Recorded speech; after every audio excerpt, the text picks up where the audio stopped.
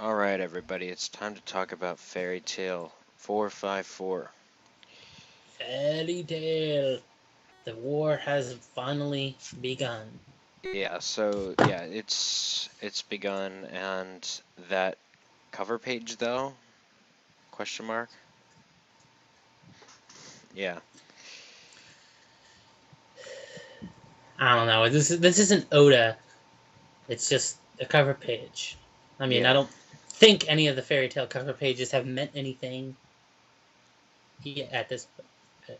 Mm-hmm. But um, so and so we got some interesting, some not mostly, of course, mostly fighting, but there's some little tidbits like this is confirmation that this is they said it was that this is not the entire the obvious with the obvious thing, which is it's not the entire force. They just said, hey, this is a preemptive strike.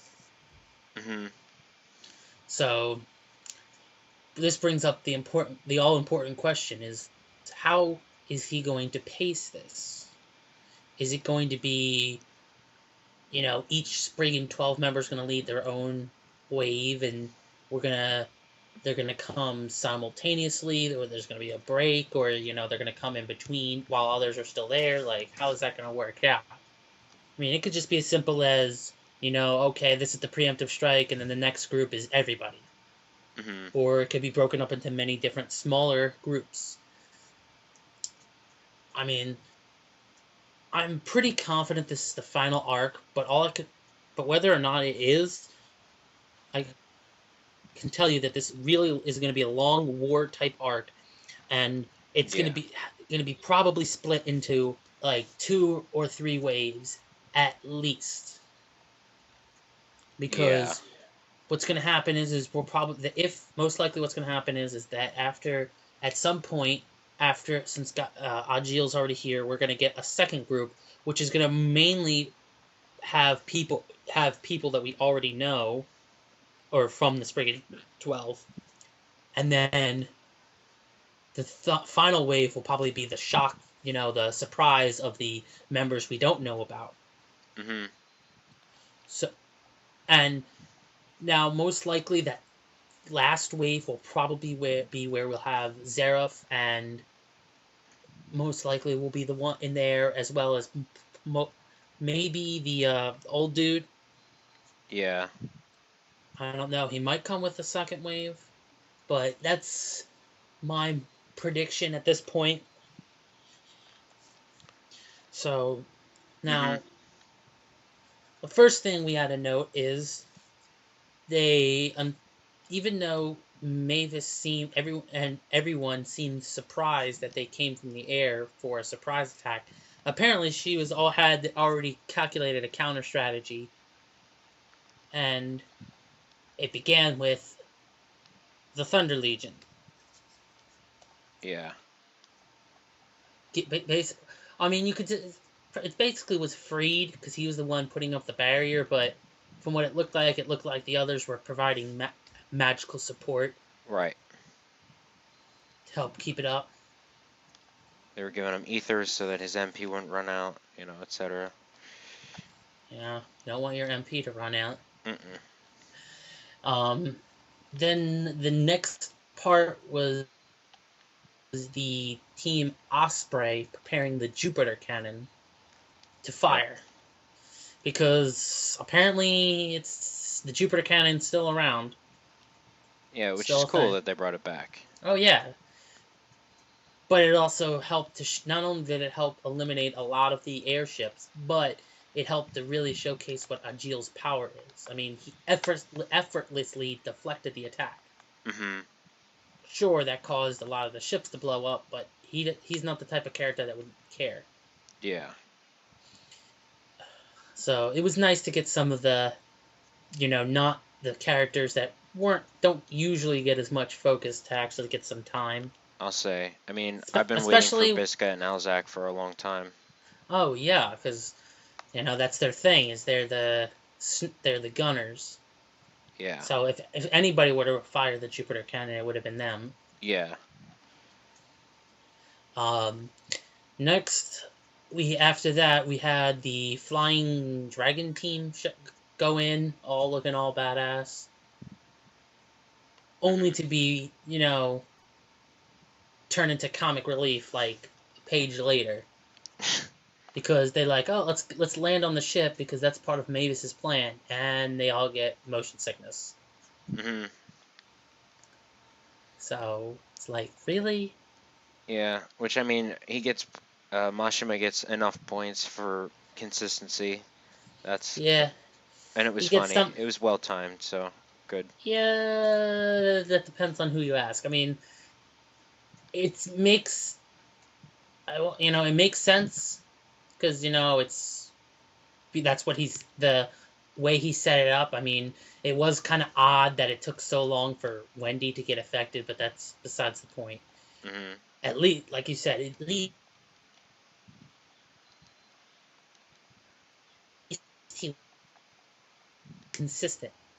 Then, so unfortunately, now that the Dragon Slayers are all can't be badass right now, Urza decides to come in and be all badass and cut the ship in half. Yeah.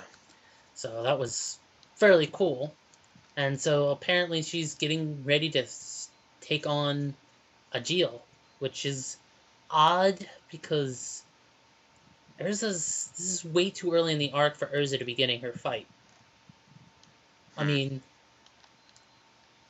are they really trying to suggest that Urza might actually not be super focused in this arc? Yeah, who knows? Because I mean, she's technically a part of the main group of Fairy Tail members. I mean, if you want to really determine who are the main group of Fairy Tail members, all you need to say is Tenro Island. Yeah. Tenro Island group is basically the main group of people. So anybody who was on Tenro Island, I guess you could sort of say is basically considered the main group.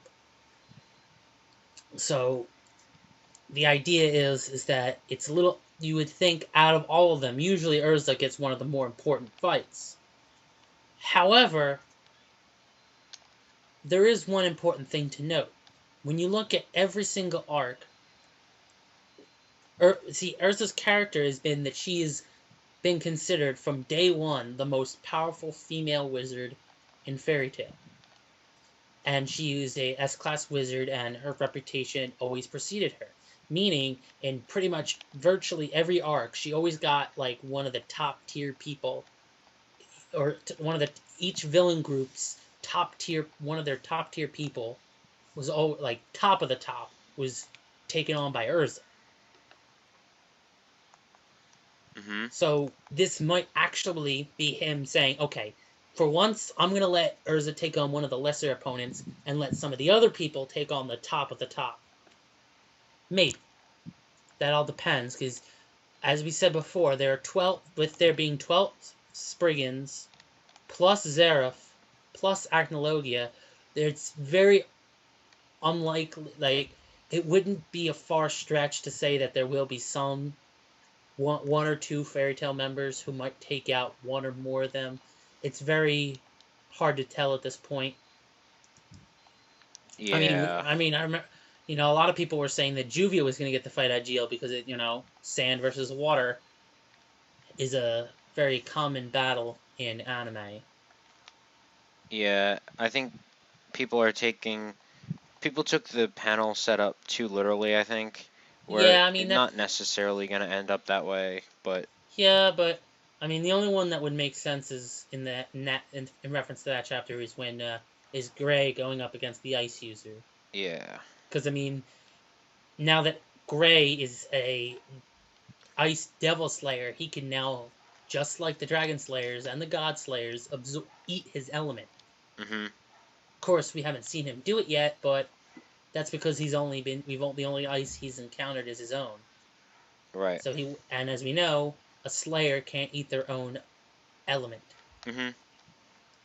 So that's probably would be an easy choice, but I wouldn't be surprised if he forces Gray to do some face-off against somebody else, just so that way it's a little not eat better fight. Because Gray facing another ice user would be kind of, I don't know, cliche almost, or like really. Yeah, it would. Because I mean, he had what, Leon, and then his father. Yeah. So it's like, and his father was just not too long ago. So it's like, the idea of, and it's, I mean, yeah, there have been other people who have faced someone with the same elemental magic, and it's kind of, okay, it's the obvious choice, especially since Gray can just eat it now, but yeah, it would be a little more challenging if Gray had to face someone else, especially since he's gonna be going probably at some point skirmishing with Zeref and even End at some point. Yeah. I mean, End definitely, Zeref maybe. Mm-hmm. Little scuffle. Yeah. But the point is that some other people that are obviously with not, this is very early on, so I mean, not much else happened. I mean, I do want to point out the fact that, because I really liked it, was the idea that even though it was perceived that she accepted it a long time ago, it was nice to actually hear Evergreen just basically declare that yes, Urza is Titania, the Queen of the Fairies. I thought that was a nice touch. Uh-huh. Even though, like I said, it was very implied that she accepted it a while ago. Yeah. So now there's not really much else to say. I mean, because wasn't really much else to happen. All I can really say is that there's still a lot that's gonna be up in the air. Like, which Fairy Tail member is gonna take on which Spriggan 12 member. There's still Orations, or not Orations, it's the no, technically yes, but the Cram Sorcière has to show up soon at some point. You're gonna have Acnologia show up at some point, and I would assume one of the other guilds that are allied, one of the other guilds would show up at some point. Even if it's just to help them with, all the fodder people. It's, because remember, it's perceived that they have an extremely large army, and even Fairy Tail would get overwhelmed by just the sheer numbers if they brought all their people. Yeah. So I fully expect at some point, the blue, pretty much, I expect basically any and all guilds we've seen in the series to date to come in and help. Just even like I said, even if it's just to take on fodder. I wouldn't be surprised. You got Lamia Scale, Blue Pegasus are guarantees. Yeah. I wouldn't be surprised if Mermaid Heel shows up. Sabretooth. Sabretooth would. I would be shocked. I would be shocked if they didn't show up. Yeah. I mean, like I said, and any other guild, and pretty much any guild, like I said, any guild that has had any panel or screen time is probably gonna be name dropped as, oh, we're here.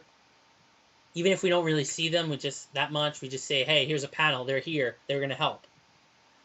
Because it's, even though it's supposed to be, quote unquote, supposedly, Alvarez Empire versus Fairy Tail, it's really Alvarez versus Fiore.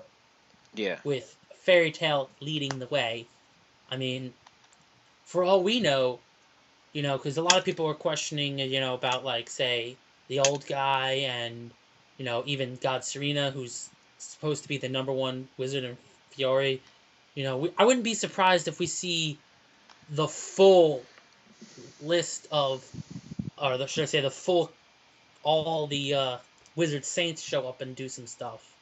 I mean, with the setup like this for an arc, a lot of crazy stuff's going to be going down.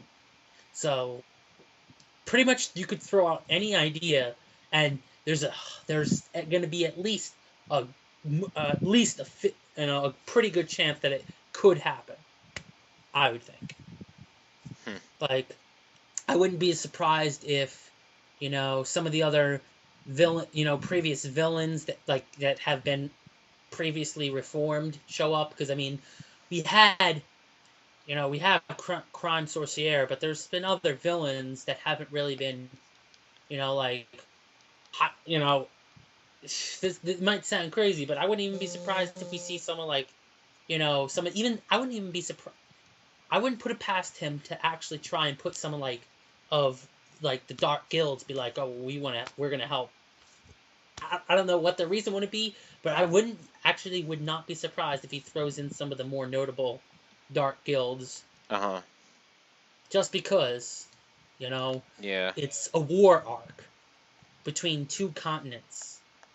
So I would not be surprised by basically anything that happens. Yeah, Jalal's sure to show up at least once. Well, I mean, Crime Sorcière was stated that they're going to fight side by side with Fairy Tail. Yeah. So that means you're going to have Meldy, Jalal, and Aration Seiss. Yeah. Because there's a lot of other loose ends based on characters from other, places besides Fairy Tail. Like, I was watching some of the newly English dub episodes of Fairy Tail, and I noticed something interesting in the fact that Yukino from Sabretooth is actually the younger sister of Angel from Aration Seiss. Yeah. But I don't think they even know that yet. Like, she knows. I mean, obviously she was using her real name, but I can't remember Angel's real name at the time, at this point. But she says, "Oh, I've been looking. My older sister, whatever her name was taken a long time ago, and as we all know, Angel. That's Angel's name, and she was on the same island as Erza. So I'm just surprised that we haven't seen or heard that they've ever had any interaction. I mean, that's what. So that would be something that might be a plot point he might try and bring out. Like, oh, she's gonna show up, Sabretooth's gonna show up. They're gonna see each other and be like, oh, yay, happiness. Yeah. We'll probably, and like I said, along with previous villains, like I said, you might see the rest of the gang from the Tower of Heaven arc. Of Erza's friends from the Tower of Heaven, because I think there's the Blocky dude, and I think one other one. I forget. Well, I know. I think Simone died. I know that. Simone died.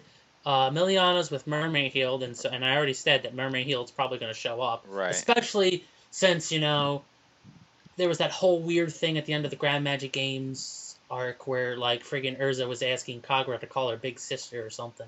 Or some weird shit. So I wouldn't be surprised. So obviously they're going to show up, but, I know there was at least another, there was more.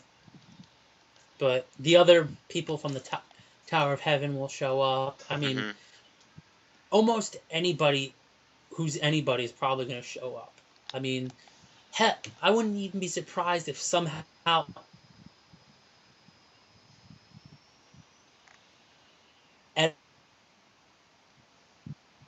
people show up. I mean, he could get as crazy as he wants to be.